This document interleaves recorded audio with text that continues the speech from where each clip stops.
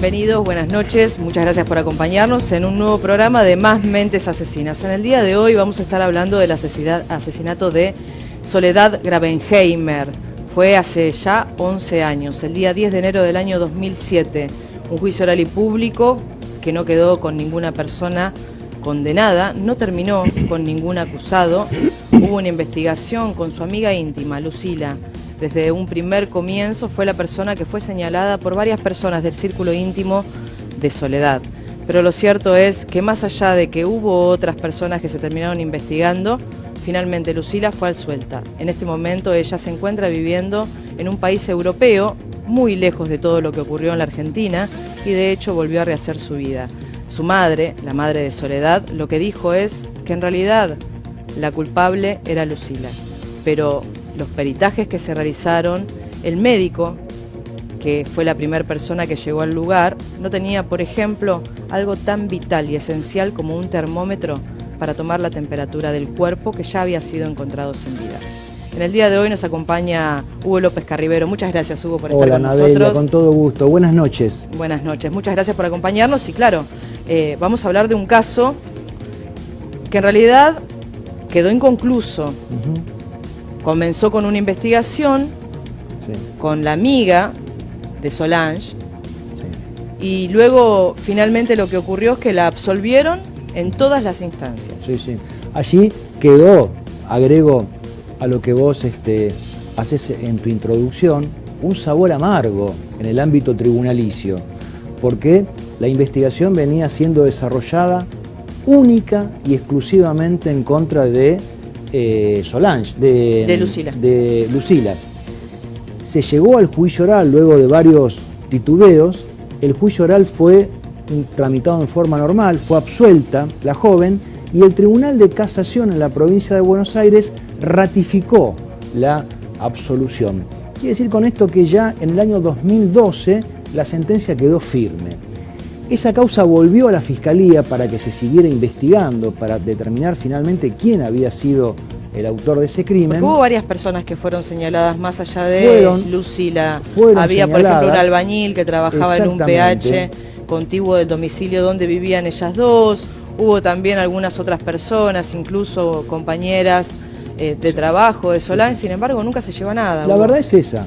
Como vos decís, nunca se llegó a nada, nunca se elevó la causa nuevamente a juicio como para sustanciar un nuevo imputado o una nueva persona sospechada. Aun cuando vos también lo decías en la introducción, la mamá de Solange entendió que la compañera de su hija era finalmente la autora. La justicia dijo otra cosa, la justicia la absolvió y esa sentencia quedó firme, curiosamente, sin que la causa se investigara casi nada más. ¿Y el beneficio de la duda?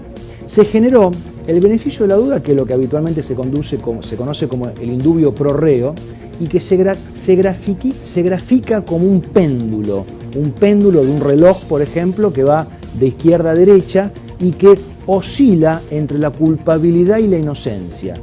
Entonces, los jueces tienen por mandato constitucional, es una de las garantías constitucionales de las personas imputadas, que cuando existe la duda, ese oscilamiento entre la culpabilidad y la inocencia, deben necesariamente refugiarse en la inocencia. Por eso es el indubio pro reo, en la duda a favor del reo o de la acusada en este caso. Lejos del asesinato de Soledad Grabenheimer, Lucila reinició su vida. Tiene un hijo en este momento y aparte también está conviviendo con su pareja. Pero claro, nosotros hoy estamos hablando nuevamente porque hubo una coincidencia muy extraña en una película que protagoniza Lali Espósito, acusada se llama, esta película. Nosotros le vamos a mostrar el tráiler y en unos minutos les vamos a contar cuáles son los puntos que relacionan directamente con esta película, porque de hecho a su productor le preguntaron si había tomado parte de la historia del asesinato de Soledad para poder adaptarlos justamente a este guión. La vemos. Me quedo con una frase. La gente cree lo que quiere creer.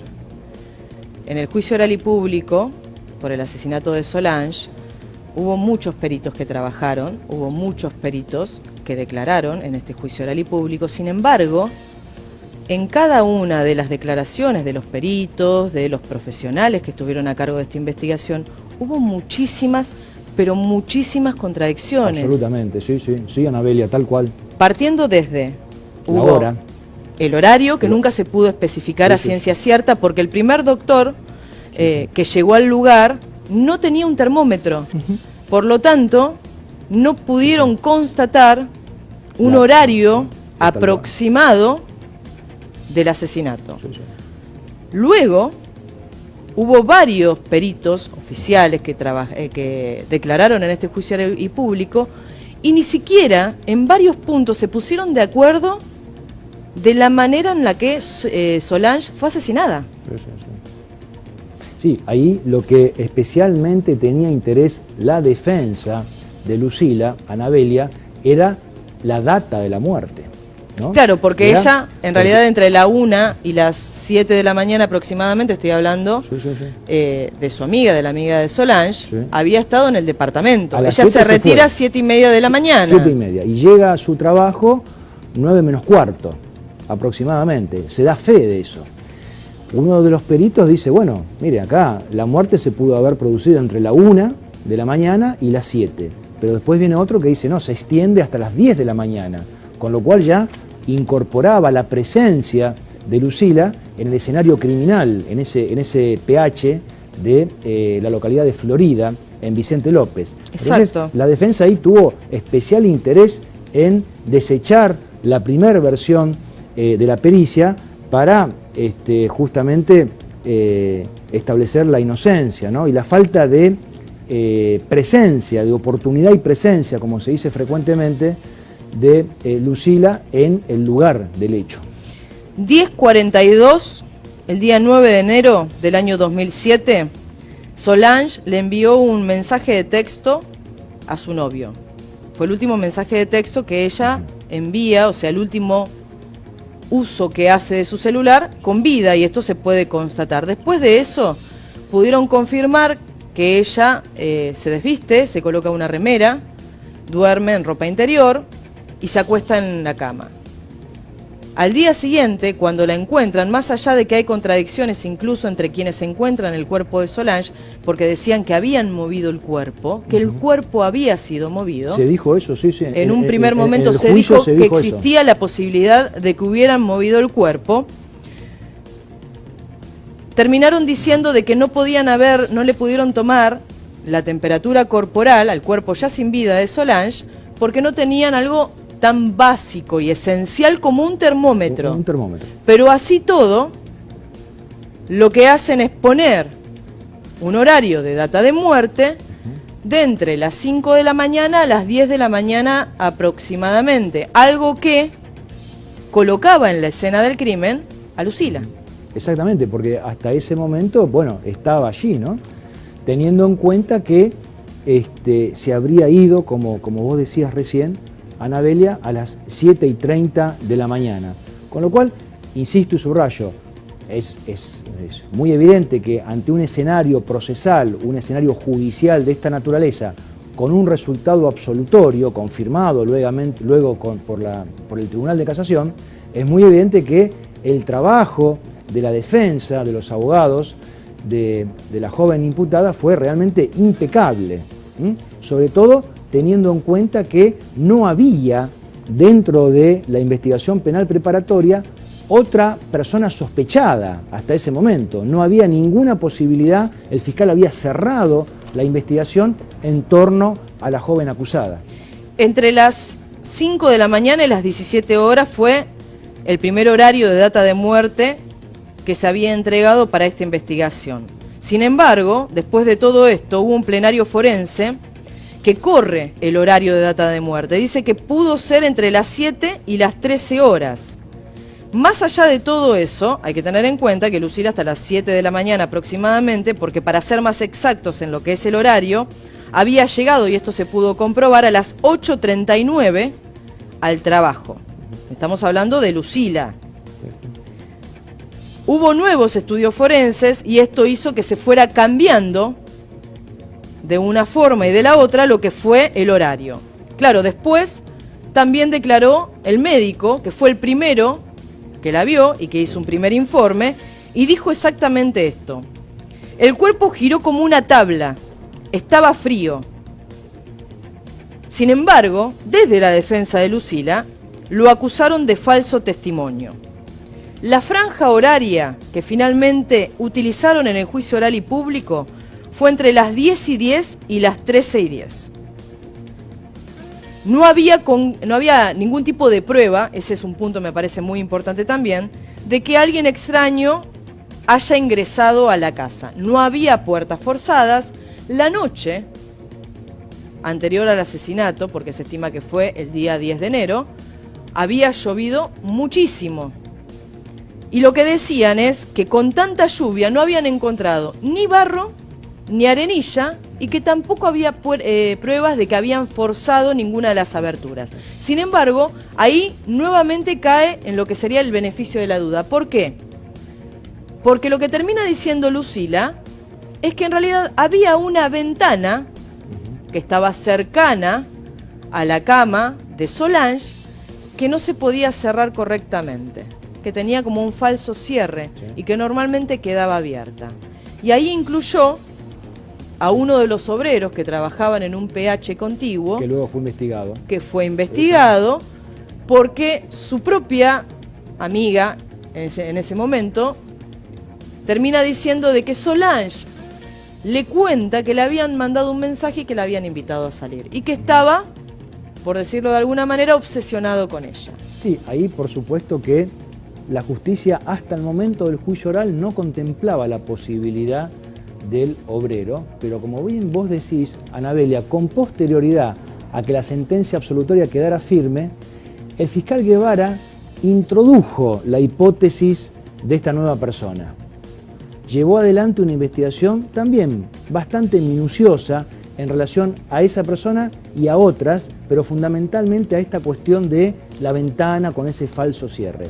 Y se agrega también una situación curiosa porque se le preguntaba en reiteradas oportunidades durante el juicio oral a la acusada si ella había observado que faltaba algo, algún faltante de la casa, suponiendo un homicidio en ocasión de robo. Sí. Y ella ratificó varias veces que no había faltado nada, que no veía ninguna circunstancia de ningún faltante importante dentro de ese PH, allí en la localidad de Florida, en Vicente López, como decíamos, circunstancia por la cual, en definitiva, el fiscal decidió imputarla y llevarla a juicio, diciéndole no, acá hay una circunstancia irregular, no se interpretaba en un primer momento otra circunstancia que no haya sido ella misma la acusada, ¿no es cierto?, que por el crimen, ¿no?, propiamente dicho, en el lugar de la convivencia. Y ahí comienzan las discusiones, porque lo que dicen es, la persona que la haya asesinado no puede tener las mismas características físicas que Solange. Lucila tenía prácticamente sus mismas características físicas, entonces lo que dicen desde la defensa es, tiene que ser una persona con más fuerza. Bastante razonable ese temperamento. Esa interpretación. Esa interpretación, bastante razonable desde el punto de vista criminológico, porque de la supuesta mecánica del hecho se habría determinado precisamente que la persona o las personas que habrían participado en el homicidio deberían tener una capacidad física muy importante para llevar adelante la mecánica del hecho, para llevar adelante la dominación de la víctima y luego posteriormente quitarle la vida. Es decir, una mecánica del hecho muy violenta, por supuesto, y que necesariamente tenía que ser una persona con un porte físico mucho mayor a la propia acusada, ¿no? Ahora yo te pregunto, te hago una pregunta como abogado y con el conocimiento que tenés en distintos hechos que has participado. Solange, aparentemente, había fumado cigarrillos de marihuana y decían que no tenía heridas defensivas. O sea, Solange en ningún momento llegó a defenderse. Si bien los peritos que declararon en distintas oportunidades, algunos dijeron que la asfixiaron de frente, otros dijeron que no, que la asfixiaron de espalda o de costado y que la terminaron acuchillando. Después se habló de que la habían ahorcado con una soga, después dijeron que no, que justamente el ahorcamiento había sido una prueba que habían interpretado mal porque ella tenía un corte profundo en la garganta. Entonces yo lo que me pregunto es, si ella no estaba consciente, o si a ella la agarran de improviso, así todo, ¿es necesario que sea una persona mucho más fuerte o con un peso mayor o con una estatura mayor para poder inmovilizar a una persona? Bueno, Anabelia, ahí va a depender de la elección que se hace en el juicio en función de las variables que vos dijiste. ¿Se la asfixió de frente o de perfil? ¿Se la asfixió con boca abajo, boca arriba? ¿Se le cortó el cuello? ¿Se la ahorcó? ¿Se la asfixió con un elemento externo? No se pudo comprobar con precisión. Entonces, eso claro, me pareció sumamente extraño porque, bueno, uno un entiende... un dato más para la duda, ¿no? Un dato más de lo que hablamos. Claro, uno entiende, recién. a ver, que no es lo mismo una mecánica de asfixia, mecánica y manual. Se dijo de que le habían colocado una mano en la nariz, la otra en la boca para poder asfixiarla. Seguramente en esa posición y de esa manera hay que tener mucho más fuerza para poder inmovilizar a una persona, más allá de que se encuentre dormida y que no esté previendo algún tipo de ataque. Pero no es lo mismo eso que asfixiarle de atrás con una soga, con un lazo, o quizás herirla de gravedad con un arma blanca. Por eso digo y propongo este análisis, ¿debió la persona o las personas, en este caso suponiendo que fue una sola, debió necesariamente tener una capacidad física, musculosa muy superior a la víctima? Bueno, eso depende de la mecánica del hecho, de qué manera se la pudo haber matado a Solange. Habitualmente, cuando esto sucede, también desemboca en una duda razonable. Lo que los jueces dicen habitualmente, la duda razonable. La duda razonable es este péndulo que va de un lado para otro entre la culpabilidad y la inocencia y que por imperio de la ley y por imperio de la garantía constitucional de la defensa en juicio, los jueces necesariamente tienen que estar a favor de la acusada y no en contra. Esta circunstancia evidentemente fue tenida en cuenta por el Tribunal Oral de San Martín y que fundadamente, luego de varios meses, fue ratificada por el Tribunal de Casación de la provincia de Buenos Aires. Por eso luego la sentencia quedó firme, ¿no? Vamos a ver la sentencia. ¿Cómo no? Con todo gusto. La vemos. Bueno, extraño, un final extraño porque lamentablemente fue absuelta la única persona que había sido investigada. Se había investigado también a un albañil que trabajaba en un PH. Dijeron que el día del asesinato de Solange Grabenheimer, no había ido a trabajar. Sin embargo, había rondado, había estado en la zona. Más allá de todo eso, hicieron una revisión de la obra donde él estaba trabajando y no había absolutamente nada que lo implicara. Sin embargo, Lucila habló de algunos puntos que no se terminaron investigando. Habló de los remiseros, haciendo referencia al padre de Solange y diciendo que andaba como negocios oscuros, espurios. Luego de eso también habló de algunas personas que habían tenido problemas con ella, sin embargo nunca llegaron absolutamente a nada. Sí, ahí por supuesto fueron, como vos bien decís, Anabelia, hipótesis de investigaciones que fueron vertidas a raíz de los dichos de la propia imputada y que debieron ser investigados necesariamente porque hay que resolver esas citas, porque le corresponde por derecho de defensa a la propia imputada manifestar datos útiles para el esclarecimiento de este hecho.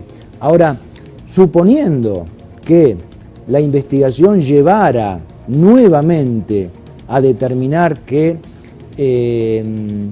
Lucila era la autora del hecho, en estos momentos ya no podría volverse a juzgarla, no sería legalmente posible.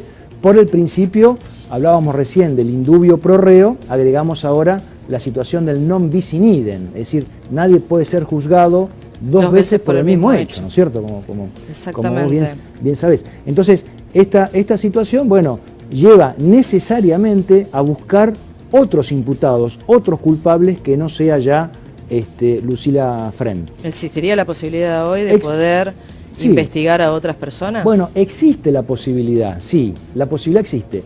Es grande, es importante, es bastante pequeña, ¿no? En el mundo de los tribunales se dice muy frecuentemente que el tiempo que pasa es la verdad que huye. Exactamente. Y esto es muy cierto, y habitualmente también se dice que los palacios de tribunales están construidos sobre la base de crímenes irresueltos, que nunca han sido precisamente resueltos por la justicia y que sin embargo los tribunales se cimientan sobre eso. Es una posibilidad, no es la más saludable, por supuesto. Insisto que el juicio ha dejado un sabor amargo, no porque fue absuelta Lucila, porque bien pudo haber sido inocente y de hecho la justicia dijo que era inocente. Dijo eso y fue, sí, y el fallo fue ratificado por una segunda instancia, en este caso por el Tribunal de Casación. Pero digo, deja un sabor amargo porque queda impune. Porque no se hay encontró ninguna persona y no encontraron ninguna persona que sea quien asesinó no se encontró, exactamente, a Solange Grabenheimer. Ni siquiera se individualizó, porque hay veces que dice, bueno, mire, hemos individualizado a la persona, se encuentra prófuga, pero sabemos quién fue. En este caso no hay ninguna hipótesis. Vamos a ver el expediente. Sí, lo que se pudo comprobar es que hubo una hemorragia interna, que la víctima no llegó a defenderse, dormía boca arriba, la asfixiaron, tapándole con una mano la boca y la nariz, hasta que perdió conocimiento. Finalmente la apuñalaron en el cuello. No existió estrangulamiento con lazo. Hay un punto importante. Los forenses confundieron las lesiones cruzadas con surcos que el asesino le hizo con el cuchillo con la intención de decir, así vas a aprender. Por eso habla de ensañamiento, de alevosía. Después, Raúl Torre, otro perito, dijo, la tomaron de atrás, con la mano derecha le taparon la boca y con la izquierda le provocaron las heridas en el cuello. Agregó que hubo sadismo y una carga sexual, que también hubo un tormento terrible y que el asesino utilizó la mano izquierda. Después, el comisario Cotier dijo, cuando dormía recostada sobre su lado lateral derecho y el homicida era zurdo, como Lucila.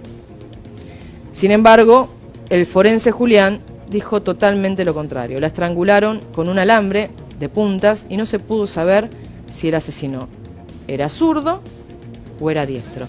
Entonces uno se pregunta cómo es posible que cada una de las personas que intervinieron en este juicio oral y público, peritos de prueba, ya sean presentados por la defensa, uno entiende que puede haber una diferencia entre la defensa, la fiscalía y la querella, pero más allá de todo eso, que no se pueda llegar a un punto común ni siquiera de el modus operandi de cómo le asesinaron a Solange Grabenheimer. Claro, sobre la base de estas discrepancias, Anabelia, y de esas más que discrepancias, contradicciones, ¿no?